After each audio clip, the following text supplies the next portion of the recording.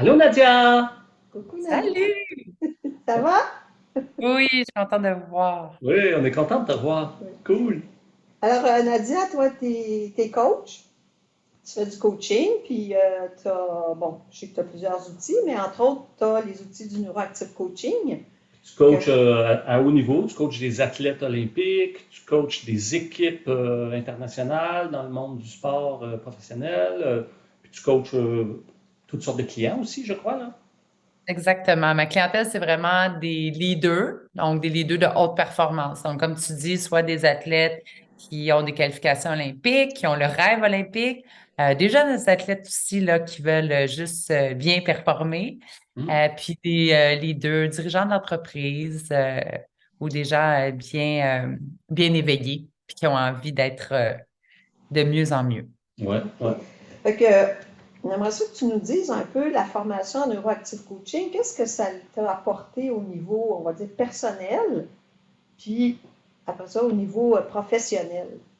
Qu'est-ce que ça a Avec apporté pour toi? Qu'est-ce plaisir. que ça a changé? Quel impact ça a eu pour toi, la formation?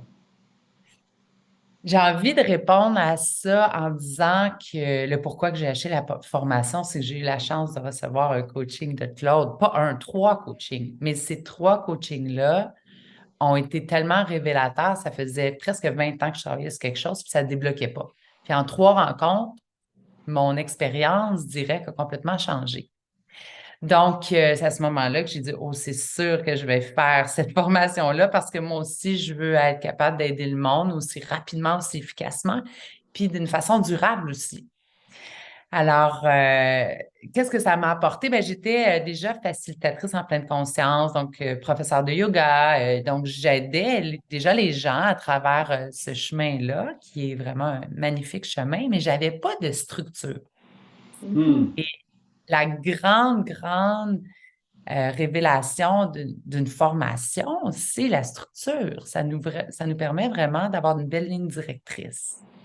Mais pourquoi le neuroactive coaching se démarque de toutes les autres formations que j'avais quand même regardées, même si dans ma tête, c'était clair que je m'en allais là, c'est sur tous les outils, puis la puissance des outils qui, hein, vous le savez plus que moi, repose vraiment sur la PNL, la logothérapie, la sémantique, donc plein de modalités, et donc la psychologie bouddhiste, qui était finalement un excellent mélange avec la pleine conscience, qui repose sur la psychologie bouddhiste. Et donc, ces éléments-là ont vraiment permis aussi, à travers la formation, de me transformer davantage. Fait que c'est là que je réponds à votre question au niveau de l'impact personnel. Mhm. Hein, on le sait comment, si on veut devenir bon dans ce qu'on fait, on doit incarner les outils. Puis la formation permet vraiment ça.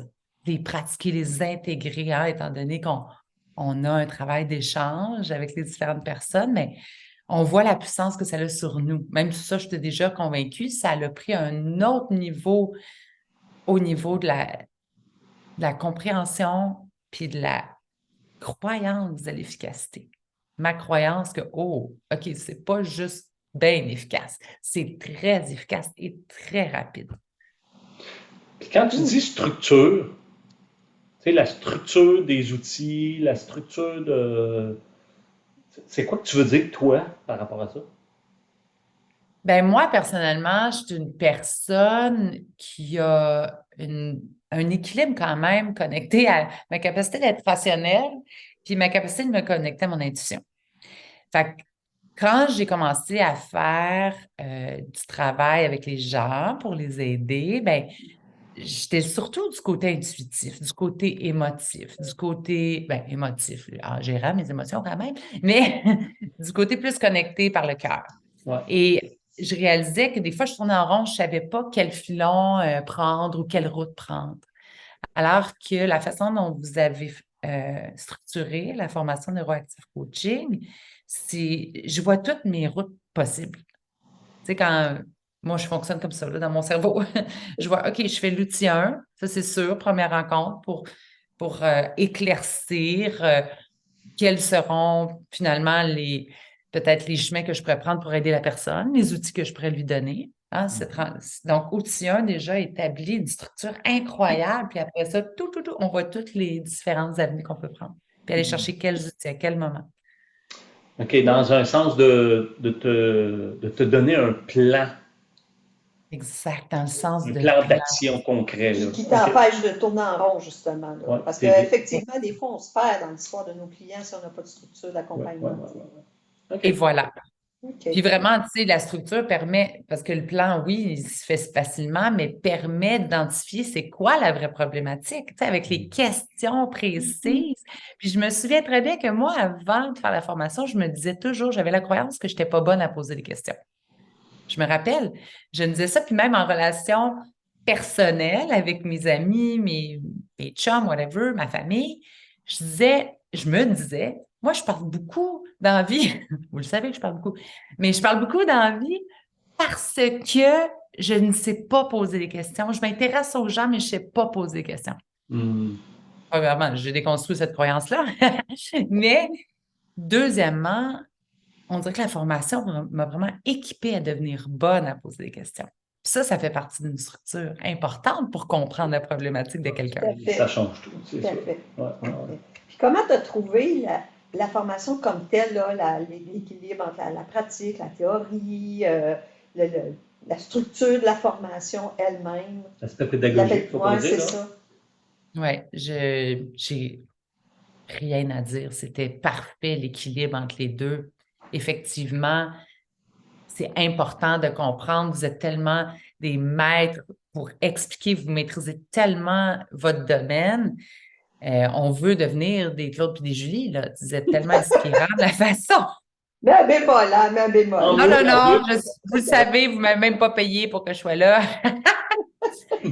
C'est vrai, c'est inspirant de vous voir. On veut avoir votre degré de connaissance. Donc, ça, c'est super clair. J'ai pas l'impression que j'ai manqué d'informations là. Puis, l'équilibre aussi, j'ai pas l'impression que j'ai manqué de pratique du tout. Pour moi, ensuite de ça, j'ai juste eu besoin de pratiquer, de prendre la confiance. Puis, justement, dans la formation, il y a un nombre de personnes avec qui on doit faire de la pratique. Hein? Je ne me rappelle plus combien, ça fait quelques années, mais je me rappelle que ça a été vraiment important aussi. Pas juste de le faire avec les gens que tu es à l'aise, de le faire avec des gens Hmm. que tu connais, tu sais, mais que tu sais que tu as une problématique à aider, puis tu évolues là-dedans. Bon, ouais, Ouais. on met nos étudiants dans le bain de le pratico-pratique parce que c'est la seule façon d'intégrer. Hein. Je donne souvent l'exemple du cérébral qui veut comprendre c'est quoi une pomme. Ben, il va l'analyser, il va faire des tests physico-chimiques pour voir les éléments, des analyses spectrographiques pour voir. Tandis que l'autre, lui, il va prendre la pomme, puis il va croquer la pomme, puis il va y goûter. Lequel des deux qui connaît le plus c'est quoi une pomme, tu sais? Fait que la pratique, c'est tout. On ne peut pas apprendre le coaching autrement que faire de la pratique. Et toi, tu as fait la formation en quelle année déjà? 2018. OK, 2018. Ouais, Ça fait environ 5-6 ans. 5 ans. 5 ans. Puis, avec du recul, tu dirais, c'est quoi l'impact que ça a eu sur ta carrière, sur ta vie, sur ta pratique d'intervenante, de relation d'aide, d'accompagnante? Quel impact ça a eu? Quel changement ça a fait? Ben, ça a fait que je suis devenue à 100% coach. J'ai été capable de vivre de cela à 100%.